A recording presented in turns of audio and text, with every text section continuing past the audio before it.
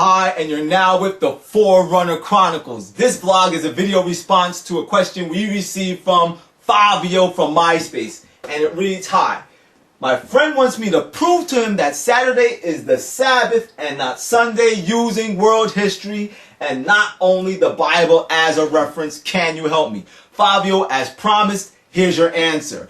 In the 3rd century, there was a Roman emperor by the name of Constantine the Great. Now, Constantine the Great was a pagan, but he converted from paganism to Christianity. But Constantine the Great did not convert from paganism, or so-called convert from paganism to Christianity, because he adored Jesus and he believed in the Bible. The reason he did it was strictly political. He was trying to hold his Roman Empire together because it was breaking apart due to feuding between the pagans and the Christians. The reason why the pagans were feuding with the Christians was because Christianity was growing leaps and bounds. And the pagans foresaw that if Christianity went unchecked, all of their institutions and all of their pagan temples were going to get ripped down and done away with, and they were absolutely correct in that matter. But let's go forward. In the year 321 AD, mark that year, Constantine the Great sent edicts all throughout the Roman Empire enforcing Sunday, which he called the Venerable Day of the Sun, to be the day of observance for worship for all the people in all the cities and all the towns. This was the pivotal point when Sunday, the first day of the week, became the worship day for Christians and not Saturday, rather the 7th day of the week, which God ordained and sanctified and made holy according to his 4th commandment in Exodus chapter 20 and verse 8. Yeah, I threw in the Bible. Anyway, let's go forward. Like I said, it was the pivotal point. Why? Because everybody did not have to obey this edict.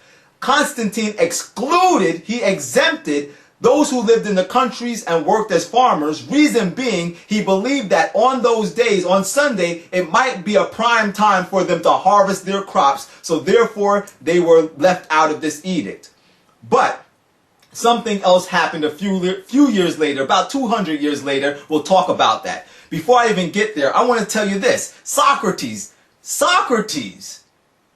he even knew about this, and I don't even hold to the teachings of Socrates, but he got it right on this point. In the year 440, in his book Ecclesiastical History, in the 31st chapter, Socrates went on to say that there are many traditions concerning assembling. For although all the churches throughout all the world practice, or rather celebrate, the sacred mysteries on the Sabbath, the Athenians and the Romans, due to ancient tradition, refused to do this. Now, Socrates spoke of the worship that took place on Sabbath as the sacred mysteries, and I definitely believe he did that because of the masses that took place in the Catholic Church and so forth. He wasn't a religious guy, but he got it right in the fact that he saw that all the churches throughout the world were keeping the 7th day Sabbath holy, except for who? The Athenians, the Greeks, and the Romans. Why? Because they were steeped in Babylonian pagan worship, just like Constantine. But let's go forward. Here's what happened that solidified Sunday worship. In the year 538 538 AD, there were some edicts that came out of the Council of Orleans, and it enforced Sunday worship on all of the Roman Empire, including the farmers and country folk. Sunday worship was now being enforced by the civil arm of the law. You got it?